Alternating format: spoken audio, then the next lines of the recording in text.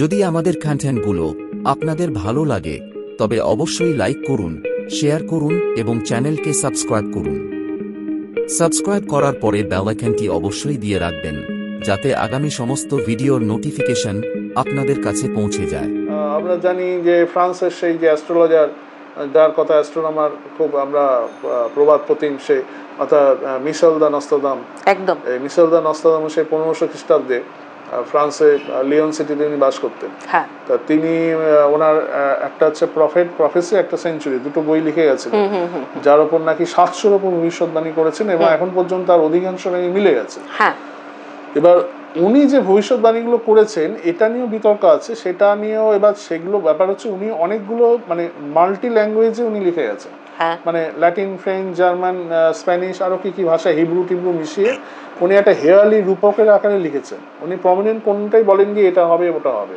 তবে উনি যেমন বলেছেন হিটলার শব্দটা হিস্টার আসবে, নেপোলিয়ানকে নেউলপন রয়, এরকম সব বলেছিলেন। যেমন উনি টপসি টার্ভি, মানে যার মানে হচ্ছে স্বস্তিকা চিহ্ন, টপসি টার্ভি যারা ক্যারি করবে তারা জার্মানিতে আসবে, এইসব বলেছিলেন আরো।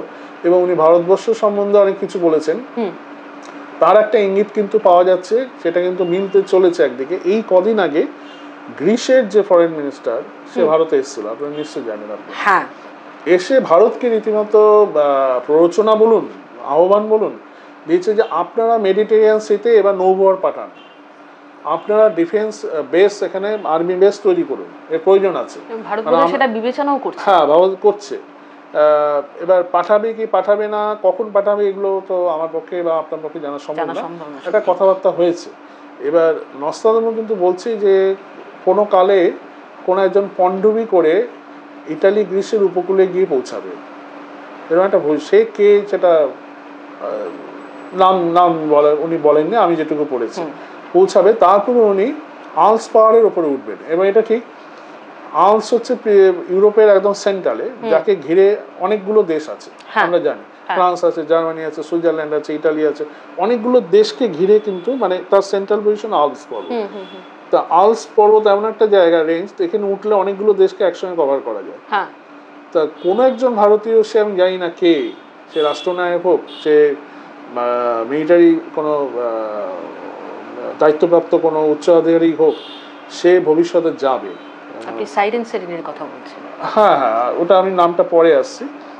ও ওখানে যাবে, গিয়ে সে কিন্তু আলস পর্বতের ওপর থেকে বলছে উনি দেখবেন, ওয়াচ করবেন, তারপরে উনি হাওয়ার মাধ্যমে ওখান থেকে আক্রমণ করবে। হাওয়া মানে হচ্ছে বায়ু, এয়ারফোর্স। মানে এয়ারফোর্স তো বলছে উনি হাওয়ার মাধ্যমে তার সাহায্য নিয়ে উনি আক্রমণ করবেন, অর্থাৎ এয়ার অ্যাটাক করবেন। তার মানে হচ্ছে এয়ার অ্যাটাক, মানে এয়ারফোর্স অ্যাটাক করবেন, কোনো বিমান নিয়ে অ্যাটাক করবেন। এবং সেই লোকটি, হ্যাঁ আপনি ঠিকই বলছেন, ওনার ইতিহাসে ওনার নাম সাইরেন সেলিন এরকম বলা হচ্ছে। কে সে সাইরেন সেলিন এখন আমাদের পক্ষে জানা সম্ভব না। তবে উনি বলেছেন যে এই ব্যক্তি এমন একজন ব্যক্তি হবে যার উত্থান হওয়ার আগে পর্যন্ত কেউ বুঝতে পারবে না এই ব্যক্তি সে। হ্যাঁ, এবং সে কোথা থেকে আসবে, কে আসবে বলা খুব মুশকিল। যদিও আমাদের ভারতবর্ষ অনেক রকম রিউমার হচ্ছে, কেউ বলছে হয়তো যোগী আদিত্যনাথ হবে, কেউ বলছে অমুক জ্ঞানগঞ্জ থেকে আসবে, কেউ বলছে অমুক আখড়া থেকে আসবে, কেউ বলছে সে দক্ষিণে জন্মে গেছে, এবং নানা রকম। আর সবচেয়ে মজার জিনিস হচ্ছে যে সমস্যাটা কোথায় জানেন, আমাদের দেশে সব কিছুরই মানে এত রিমেক হয়ে যাচ্ছে না। মানে এই যেমন এই নস্ট্রাদামসে বলতে যে এই বছর 2-3 ধরে আরেকটি বইয়ের কথা খুব উঠে আসছে, ভবিষ্যমালিকা। আমি জানি এটা নিয়ে আপনি রীতিমতো পড়াশোনা করেছেন এবং আপনি তার সঙ্গে অ্যাটাচ আছেন। এই ভবিষ্যমালিকা নিয়ে দেখছি আজকাল নানা চ্যানেলে, সোশ্যাল মিডিয়াতে যে যা পাচ্ছে তাই বলছে। মানে ওই যে পঞ্চসাধু, যারা বিশেষ সাধক ছিলেন এবং বিশেষ কৃপায়, জগন্নাথ দেবের বিশেষ কৃপায় তারা কিছু ভবিষ্যৎ দর্শন করছে এবং কিছু পুঁথি নথিবদ্ধ করে গেছিল, সেইটা সবাই পড়ে বুঝে ফেলছে। আর সবাই বলে দিচ্ছে ওই তো অমুক গ্রামে ওই জায়গায় জন্মে গেছে, তার এখন এই বয়স, সেই ওইখান থেকে নিয়ে আসবে, রাশিয়ায় পৌঁছে যাবে, ওখান থেকে যুদ্ধ করবে, যে যা পাচ্ছে তাই বলবে। মানে এইটা না অ্যাকচুয়ালি আমাদের ন্যারেটিভটাই গন্ডগোল করে দিচ্ছে। মানে অ্যাকচুয়ালি কি হচ্ছে, আবার কেউ বলছে কলকি, কেউ নিজেকেই কলকি বলছে, কেউ বলছে আমি কলকিকে দেখেছি, কলকি চলে এসছে, এসব কলকি অবতারের থিওরি আসছে। মানে ব্যাপার হচ্ছে দেখুন, এরকম এই অবতারের থিওরি সবার মধ্যেই আছে। হ্যাঁ, যেমন এই ইহুদিদের মধ্যে বলা হয় দাজ্জাল বলে একজন আসবে, দাজ্জাল এসে নাকি এই প্যালেস্তাইনে গিয়ে তাদের উপর ভয়ঙ্কর কিছু করবে। হ্যাঁ, তারপর আবার খ্রিস্টান ধর্মে রয়েছে আর্মাগেডন আছে, তারপর ইমাম মাহদি আসবে আবার, ইমাম মেহেদি এসে আবার তাকে কাউন্টার করবে, অনেক কিছু আছে। হ্যাঁ, মানে সবাই বলছে যে আমাদের কেউ একজন উঠবে, আসলে কে উঠবে কেউ জানে না।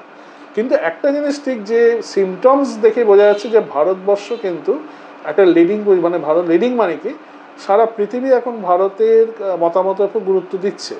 মানে ভারত এমন একটা পজিশনে চলে গেছে, মানে ওই যে একটা মজার গান, আমি জানি না কি গানটা, আমার মনে নেই, ওই হরিহর দীনবন্ধু আমি তোমারও বন্ধু বাপেরও বন্ধু, মনে হচ্ছে এরকম একটা গান বাজারে বেরিয়েছিল।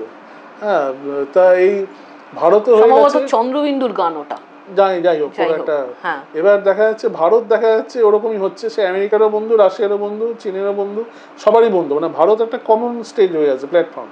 এবার সবার মানে অভিযোগ অনুযোগ যা এই যেমন এই ন্যাটো এসে করলো, আবার ঠিক কদিন বাদে দেখবেন রাশিয়া এসে কিছু বলবে। হ্যাঁ, মানে ন্যাটো এসে যখন বলেছে, অলরেডি ইউরোপিয়ান ইউনিয়ন যখন বলেছে, রাশিয়ার ফরেন মিনিস্টার উত্তর দিয়ে দিয়েছে। তার মানে ভারত কিন্তু মাঝখানে একটা মিডিল কি একটা রোল প্লে করছে একদম, মানে এটা কিন্তু কম ব্যাপার না।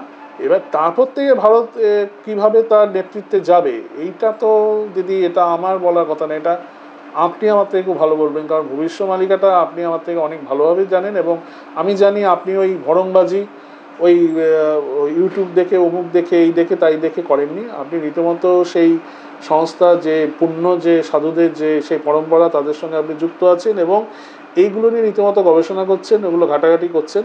তা আমি আপনার মুখ থেকে শুনতে চাই যে সত্যি কি পরিস্থিতি, কি বিশ্বযুদ্ধ দিয়ে, মানে ভবিষ্যমালিকা, অ্যাকর্ডিং টু ভবিষ্যমালিকা কি বলছে, যে ভারত বিশ্বগুরু হতে চলেছে, তৃতীয় বিশ্বযুদ্ধ আসছে, সত্যি কি এরকম কোনো মহানায়কের উত্থান হতে চলেছে? আপনি কি বোঝেন ব্যাপারটা?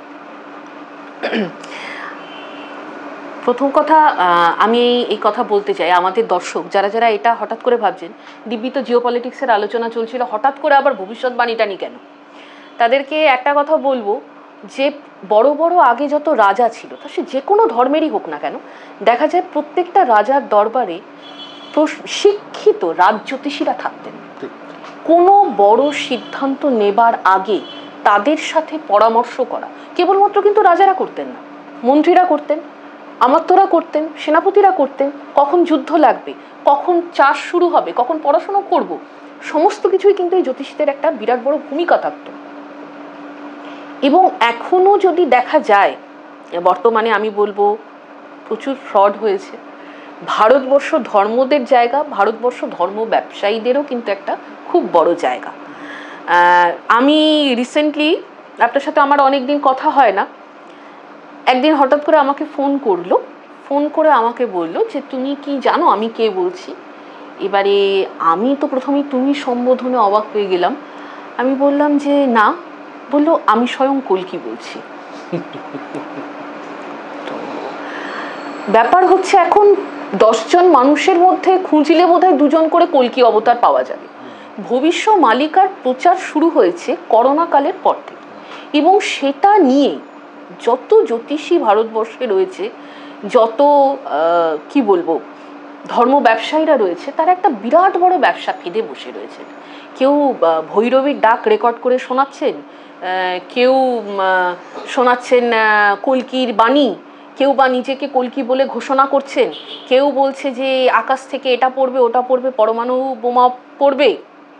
কিন্তু ভবিষ্যমালিকা কি, সেটা একটুকুনি আমি ধারণা দিতে চাইছি, যে ভবিষ্যমালিকা কিন্তু উড়িষ্যাবাসী বোধহয় এমন কোনো কেউ পাবেন না যারা কিনা ভবিষ্যমালিকা সম্পর্কে কিছু জানেন না।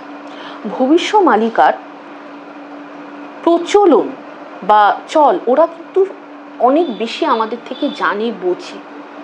এটা কিভাবে সারা ভারতবর্ষ, সারা বিশ্বের সামনে এলো, সেটা আমার কাছে এখন একটা রহস্য। আপনার প্রথম প্রশ্নের উত্তরটা আমি দিচ্ছি, যে তৃতীয় বিশ্বযুদ্ধ কি শুরু হবে? মালিকা অনুযায়ী তৃতীয় বিশ্বযুদ্ধ কিন্তু স্টার্ট হয়ে গেছে, কারণ আমরা অলরেডি এর থ্রু দিয়ে যাচ্ছি। পরবর্তীতে অবস্থা বা পরিস্থিতি ভয়ঙ্কর হবে, আর হ্যাঁ, তাতে বাংলার একটা বিরাট বড় ভূমিকা থাকবে। এটা মালিকা অনুযায়ী এই কথাই বলা হচ্ছে। আর ভারতের বিশ্বগুরু হবে কি হবে না, সেটা একটা বিরাট বড় প্রশ্ন। তবে হ্যাঁ, ভারতবর্ষ উন্নতি করবে প্রচুর, এবং শত্রুর দ্বারা কিন্তু আপনি একটু আগে যেটা বললেন যে ওরা জম্বি হয়ে গেছে বেশ কয়েকটা দেশ, সেই কয়েকটা দেশ কিন্তু সম্ভাবনা রয়েছে ভারতকে আক্রমণ করার। মাটিটা কিন্তু ভারতবর্ষ হবে যুদ্ধের মাটি। এবং একজন যাকে আপনারা কেউ বলছে কল্কি অবতার, কেউ বলছে যে ইমাম মাহাদি, আমাদের ভবিষ্যমালিকাতে তাকে বলা হয়েছে বলভদ্র বলে। সবার প্রথমে তিনি আসবেন, কিন্তু তিনি খুব একটা বেশি সময় ধরে কিন্তু রাজত্ব করতে পারবেন না। তিনি আসবেন, তারপরে আসবেন সেই ইমমর্টাল রুলার, যে রুলার প্রায় 1000 বছর ধরে বিশ্ব শাসন করবেন। এবং হ্যাঁ, আমাদের এই দক্ষিণ এশিয়া বা তথা ভারতের মাটির থেকেই কিন্তু তার উত্থান হবে। ঠিক বলেছেন। যাই হোক, এরপরে আমরা যদি পরের আপনি যেটা বললেন এই ভবিষ্যমালিকা নিয়ে, তার ভিত্তিতে তার মানে আমরা আমাদের যে এতক্ষণ অ্যানালিসিস ঠিক দিকেই যাচ্ছে একদম, কারণ একটা ফেজ যে চেঞ্জ হচ্ছে আমরা বুঝতে পারছি। মানে পৃথিবী দুটো শিবিরে ভাগ হচ্ছে, মানে ঠিক মহাভারতের মতো, ধর্ম অধর্ম, ন্যায় অন্যায়। দেখুন এখন ঘটনা হচ্ছে এটা কোন দিক দিয়ে ফাইনালি শিবিরটা শেপ পাবে, সেই শেপটা এখন আমরা বুঝতে পারছি না, কারণ এটা এখনো সেই জায়গায় ম্যাচিউর করেনি, সেটা একটু টাইম লাগবে, করেনি, কিন্তু খুব একটা কিন্তু দেরিও নেই, দেরিও নেই, হয়তো দেখালো within few month or within a year, হ্যাঁ এটা হয়ে যেতে পারে, এটা হতে পারে। কারণ এটা আপনিও জানেন, এটা আমরাও জানি, এটা বোধহয় আমাদের দর্শক সবাই জানেন, কারণ পৃথিবীর সবচেয়ে শক্তিশালী দেশ হচ্ছে আমেরিকা। তার সবচাইতে ক্ষমতা সম্পন্ন পদে এমন একজন মানুষ বসে রয়েছেন, খুব ভদ্রভাবে বলতে গেলে তিনি আনপ্রেডিক্টেবল। তিনি কখন কোথায় আনপ্রেডিক্টেবল এবং যুদ্ধোন্মাদও বটে। মানে উনি যদি বেঁকে বসেন, উনি কি করবেন কেউ জানে না। মানে দেখুন, আপনি ভার্সেস দেখলে গেলে পুটিনও তাই, কিন্তু একদমই তাই, দুজনই এক্সট্রিমিস্ট, এবং দুজনেরই কিন্তু প্রেডিকশন করা দুজনকে নিয়ে, কিন্তু আবার দুজনেরই এটা মাথায় আছে যে আমরা অ্যাকচুয়ালি ফুল ফ্লেজের যদি ওয়্যার করি 1:1, তাহলে আমরা দুজনে কেউ থাকবো না, এটা ওদের মাথায় আছে। নালে কিন্তু এতক্ষণ যাওয়ার হয়ে যেত, কিন্তু এটা কতক্ষণ ওরা নিজেদের রাখতে পারবে সেইটা কিছু একটা ব্যাপার হবে, এমন কিছু একটা হবে যে দুজনকেই বাধ্য করবে নামতে। আর এটা বলা রয়েছে যে, মানে আমি একটা প্রেডিকশন দেখছিলাম, সেটা মালিকার নয়, প্রথমেই বলে রাখি যে এই প্রেডিকশন অনুযায়ী বিশ্বের যে সময়টা, শেষ সময় যখন আসবে, তখন পোপ যিনি হবেন তিনি একজন অর্ধোন্মাদ এবং কৃষ্ণাঙ্গ হবেন, মানে ব্ল্যাক পোপ। তো এবারে সেটা অর্থোডক্স চার্চের আমরা যদি মতিগতি দেখি, কৃষ্ণাঙ্গ পোপ কোনোদিন হবে কি হবে না আজ পর্যন্ত হয়নি, ভবিষ্যতে হবে বলে তো মনে হয় না, কারণ ওরা নিজেদের গায়ের রং সম্পর্কে এখনো কিন্তু প্রচন্ড রকমের গোঁড়া। শুধু গায়ের রং না, একটা মজার জিনিস জানবেন, এই পোপ সিলেকশনে এরা নয় জার্মানিক রেস, নালে ইটালিয়ান, এই দুটো হচ্ছে ওদের ফার্স্ট চয়েস। তারপরে ব্রিটিশ, ফ্রেঞ্চ ধরে, এবং এমনকি ওরা ইস্টার্ন ইউরোপকে খুব একটা পাত্তা দেয় না, মানে এই তুরস্ক এইসব দেশগুলো, মলডাভিয়া, ওয়ালাচিয়া, লুক্সেমবার্গ, যে ছোটখাটো দেশগুলো আছে, রোমানিয়া, হাঙ্গেরি, এদের খুব একটা পাত্তা দেয় না। হ্যাঁ, মেনলি এরা জার্মান, ইটালি, যার জন্য দেখবেন এই বেনেডিক্ট দ্য 16, জোসেফ রাটজিঙ্গার যার নাম ছিল, যে 6 মাসের মধ্যে ছেড়ে দিয়ে চলে গেল, উনি কিন্তু জাতিতে জার্মান। ওই জন্যই পোপ জন পলের খুব ইচ্ছা ছিল, ওনাকে সিলেক্ট করেছিলেন যে একজন জার্মান জাতিভুক্ত হলে ঠিক হবে আর কি। মানে তিনি যে চিঠিটা লিখে গিয়েছিলেন যে আমি কোন ধর্মের আর কি, একদম, মানে উনি এটা বলে গেছিলেন, সেটা আবার ওই উইকিলিক্স কিছুটা ফাঁস করে দিয়েছিল, যে উনি নাকি বলে গেছিলেন যে আমি এমন একটা ধর্মের আমি প্রধান হয়েছি যার অ্যাকচুয়ালি কোনো অস্তিত্বই নেই।